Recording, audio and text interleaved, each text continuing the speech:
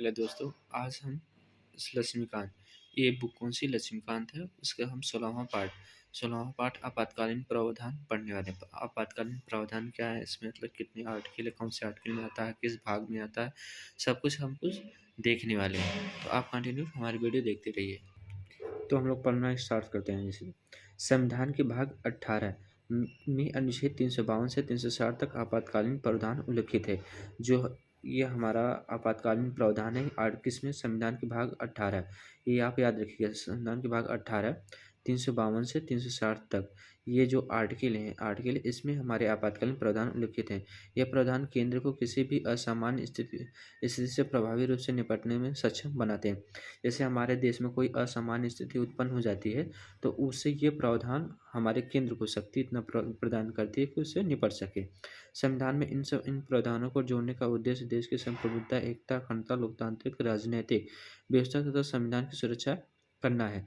ये जो प्रावधान क्यों जोड़े गए हमारे संविधान में, क्योंकि हमारे देश की संप्रभुता, एकता, अखंडता, लोकतांत्रिक राजनीतिक व्यवस्था तथा संविधान की सुरक्षा करने के लिए इस प्रावधान को जोड़ा गया है। आपातकालीन स्थिति में केंद्र सरकार सर्वशक्तिमान हो जाता है। जो आपातकालीन अगर किसी स्टेट में लगाया जाए, अभी आगे बताएंगे, अगर आपातकालीन प्रावधान लगाया तो उसमें क्या, केंद्र सर्वशक्तिमान हो जाता है। तब तथा सभी राज्य केंद्र के पूर्ण नियंत्रण में आ जाते हैं। जितने भी राज्य होते हैं तो उस उनका केंद्र के नियंत्रण में आ जाते हैं। ये संविधान में औपचारिक संशोधन किए बिना ही संघीय ढांचे को एकात्मक ढांचे में परिवर्तित कर देता है। ये ये जो प्रावधान है कि औपचारिक संशोधन किए में संघीय ढांचे को एकात्मक ढांचे में परिवर्तित कर देता है। समान समय राजनीतिक व्यवस्था का संघीय स्वरूप से आपातकाल में एकात्मक स्वरूप, इस प्रकार का परिवर्तन भारतीय संविधान की अद्वितीय विशेषता है। इस परिप्रेक्ष्य में डॉक्टर बी.आर. अम्बेडकर ने संविधान सभा में कहा था कि अमेरिका सहित सभी संघीय व्यवस्थाएं संघवाद के एक कड़े स्वरूप में है। किसी भी परिस्थिति में ये अपना स्वरूप और आकार परिवर्तित नहीं कर सकते। दूसरी ओर भारत का संविधान समय एवं परिस्थिति के अनुसार एकात्मक या संघीय दोनों प्रकार का हो सकता है।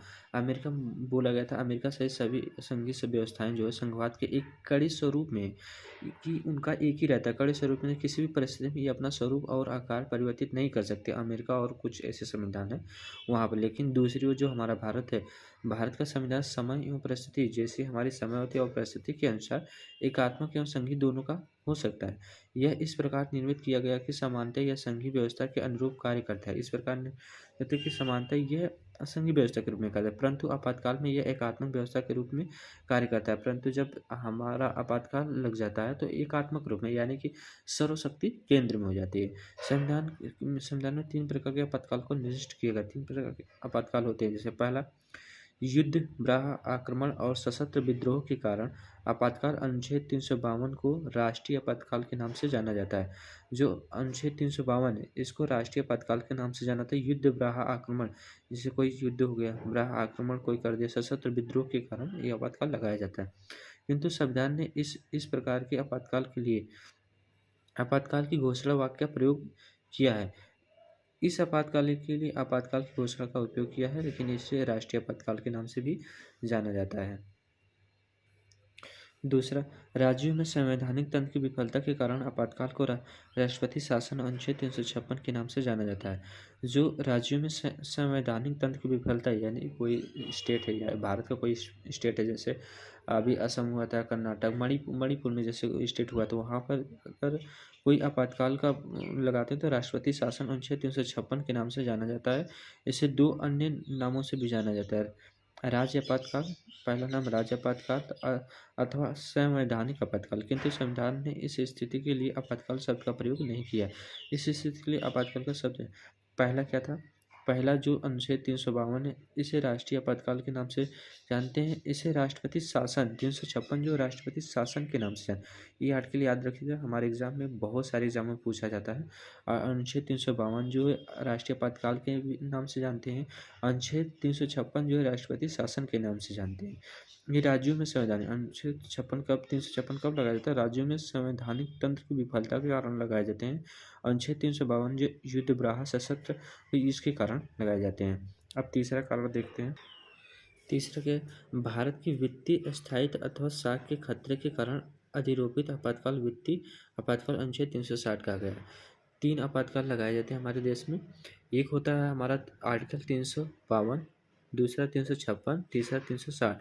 आर्टिकल 352 जो सशस्त्र विद्रोह या बाहरी आक्रमण के कारण लगाया जाता है। आर्टिकल 356 जो होता है जो हमारे देश के अंदर कोई राज्य के अंदर, देश के अंदर, राज्य के अंदर किसी स्टेट के उसके संवैधानिक तंत्र विफल हो जाते हैं, उसके लिए आर्टिकल 356 लगाया जाता है।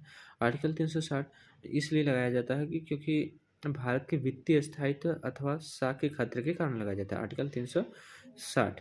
फिर अब आगे देखते हैं राष्ट्रीय आपातकाल घोषणा के आधार पर। यदि भारत की अथवा इसके इसके किसी भाग की सुरक्षा को युद्ध अथवा बाह्य आक्रमण अथवा सशस्त्र विद्रोह के कारण खतरा उत्पन्न हो गया हो तो अनुच्छेद 352 के अंतर्गत राष्ट्रपति राष्ट्रीय आपात की घोषणा कर सकता है। बोला कि यदि भारत की अथवा इसके किसी भाग की सुरक्षा को युद्ध अथवा बाह्य आक्रमण अथवा सशस्त्र विद्रोह के कारण खतरा उत्पन्न हो गया हो, अनुच्छेद 352 के अंतर्गत राष्ट्रपति राष्ट्रीय आपातकाल की घोषणा कर सकता है। राष्ट्रपति राष्ट्रीय आपातकाल की घोषणा वास्तविक युद्ध अथवा बाह्य आक्रमण अथवा सशस्त्र विद्रोह से पहले भी कर सकता है यदि वह समझे कि इनका आसन खतरा है। यदि राष्ट्रपति को डाउट हो जाए कि नहीं ऐसी घटनाएं होने वाली, कोई देश हमारे देश पे आक्रमण करने वाला है, तो आर्टिकल 352 लगा सकता है। बिना युद्ध हुए के पहले भी लगा सकता है, सिर्फ उसे ये महसूस हो जाए। फिर उसके बाद देखिए राष्ट्रपति युद्ध बाह्य आक्रमण सशस्त्र विद्रोह अथवा आसन खतरे के आधार पर वह विभिन्न युद्ध घोषणाएं भी जारी कर सकता है। अगर कोई ऐसा हुआ तो कौन कौन सी घोषणा जारी कर सकते हैं, चाहे उसने पहले से कोई युद्ध घोषणा की हो या न की हो, या ऐसी युद्ध घोषणा लागू हो, या प्रावधान 1975 में 38वें संविधान संशोधन अधिनियम के द्वारा जोड़ा गया है। जब राष्ट्रीय आपातकाल की घोषणा युद्ध अथवा बाह्य आक्रमण के आधार पर की जाती है तब इसे बाह्य आपातकाल के नाम से जाना जाता है। अगर कोई बाहरी के कारण मतलब ये लगा है, राष्ट्रपति जो शासन लगता है, राष्ट्रपति आपातकाल के प्रावधान लगता है, तो इसे होता है। दूसरी ओर जब इसकी उद्घोषणा सशस्त्र विद्रोह के आधार पर की जाती है तब इसे आंतरिक आपातकाल के नाम से जाना जाता है। दूसरी ओर जब इसकी घोषणा सशस्त्र विद्रोह अंदर के कारण हो जाए तो तब इसे आंतरिक आपातकाल के नाम से जाना जाता है। राष्ट्रीय आपातकाल की उद्घोषणा संपूर्ण देश अथवा केवल इसके किसी एक भाग पर लागू हो सकती है। 1976 के जो राष्ट्रीय आपातकाल की उद्घोषणा होती है संपूर्ण पूरे देश पे लगाया जा सकता है अथवा केवल इसे किसी एक भाग पर लागू हो सकती है, यानी कि किसी स्टेट पे भी लागू कर सकते हैं। 1976 के 22वें संविधान संशोधन अधिनियम ने राष्ट्रपति को भारत के किसी विशेष भाग पर राष्ट्रीय आपातकाल लागू करने का अधिकार प्रदान किया है। कौन सा आर्टिकल जो हमारा संविधान संशोधन हुआ था, 22वें संविधान संशोधन हुआ था 1976 में, इसके द्वारा ये आपातकाल लगा था कि आप भारत के किसी भी एक छोटे से पार्ट में लागू कर सकते हैं। प्रारंभ में संविधान ने राष्ट्रीय आपातकाल के तीसरे आधार के रूप में आंतरिक गड़बड़ी का प्रयोग किया था, किंतु यह शब्द बहुत ही अस्पष्ट तथा विस्तृत अनुमान वाला था। अतः 1978 के 44वें संशोधन संशोधन अधिनियम द्वारा आंतरिक गड़बड़ी शब्द को सशस्त्र विद्रोह शब्द से विस्थापित कर दिया गया। अतः अब आंतरिक गड़बड़ी के आधार पर आपातकाल की घोषणा करना संभव नहीं है, जैसा कि 1975 में इंदिरा गांधी के नेतृत्व वाली कांग्रेस सरकार ने किया था। किंतु राष्ट्रीय आपातकाल की घोषणा केवल मंत्रिमंडल की लिखित सिफारिश प्राप्त होने पर ही कर सकता है। यदि आप ऐसी उद्घोषणा राष्ट्रीय आपातकाल उद्घोषणा करना है, इसका मंत्रिमंडल की लिखित सिफारिश पर ही करना है, प्राप्त होने पर कर सकता है। इसका तात्पर्य यह है कि आपातकाल की घोषणा केवल मंत्रिमंडल की सहमति से हो सकती है। यदि आपातकाल की घोषणा करना तो केवल मंत्रिमंडल की सहमति से हो सकती है, न कि मात्र प्रधानमंत्री की सलाह से। 1975 में प्रधानमंत्री इंदिरा गांधी ने बिना मंत्रिमंडल की सलाह के राष्ट्रपति को आपातकाल की घोषणा करने की सलाह दी और आपातकाल लागू करने के बाद मंत्रिमंडल को इस उद्घोषणा के बारे में बताया। 1978 के 44वें संशोधन अधिनियम ने प्रधानमंत्री के इस संदर्भ में अकेले बात करने और निर्णय लेने की संभावना को समाप्त करने के लिए इस सुरक्षा का परिचय दिया। जो 44वां संशोधन लगा दिया गया, वो बोला कि नहीं, प्रधानमंत्री केवल अकेले नहीं कर सकते, जब तक पूरी मंत्रिमंडल की सहमति नहीं होगी, वो भी लिखित नहीं होगी, तब तक राष्ट्रपति शासन नहीं लगा सकते। 1975 1975 के 38वें संशोधन अधिनियम ने राष्ट्रीय आपातकाल की घोषणा न्यायिक समीक्षा की परिधि से बाहर रखा था, किंतु इस प्रावधान को 1978 के 44वें संशोधन अधिनियम द्वारा समाप्त कर दिया गया। इसके अतिरिक्त मिनर्वा मिल्स मामले 1980 में उच्चतम न्यायालय ने कहा था कि राष्ट्रीय आपातकाल की घोषणा को अथवा इस आधार पर की घोषणा को कि वह पूरी तरह प्रभाव तथा असंबद्ध तथ्य पर या विवेक शून्य पर या हठ धर्मिता के आधार पर की गई हो, अदालत में चुनौती दी जा सकती है। संसदीय अनुमोदन तथा समयावधि। संसद के दोनों सदनों द्वारा आपातकाल की अधिघोषणा जारी होने के 1 माह के भीतर अनुमोदित होनी आवश्यक है। प्रारंभ में संसद द्वारा अनुमोदन के लिए दी गई समय सीमा 2 माह थी।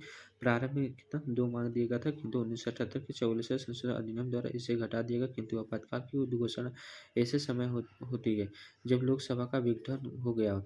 जब लोकसभा हमारी विघटित हो जाए तब राष्ट्रपति आपातकाल की उद्घोषणा कर सकता है, अथवा लोकसभा का विघटन 1 माह के समय के बिना उद्घोषणा के अनुमोदन के हो गया हो, तब उद्घोषणा लोकसभा के पुनर्गठन के बाद पहली बैठक से 30 दिनों तक जारी रहेगी।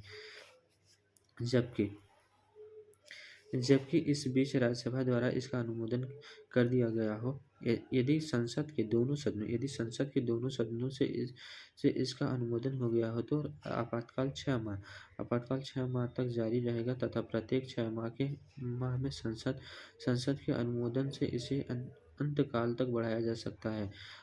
आवधिक संसदीय अनुमोदन का यह प्रावधान भी 1978 के 44वें संशोधन अधिनियम द्वारा जोड़ा गया है। इसके पहले आपातकाल एक बार संसद द्वारा अनुमोदन के पश्चात मंत्रिमंडल की इच्छा अनुसार प्रभावी रह सकता है, किंतु यदि लोकसभा का विघटन 6 माह की अवधि में आपातकालीन को जारी रखने के अनुमोदन के बिना हो जाता है, तब उद्घोषणा लोकसभा के पुनर्गठन के बाद पहली बैठक से 30 दिनों तक जारी रहती है।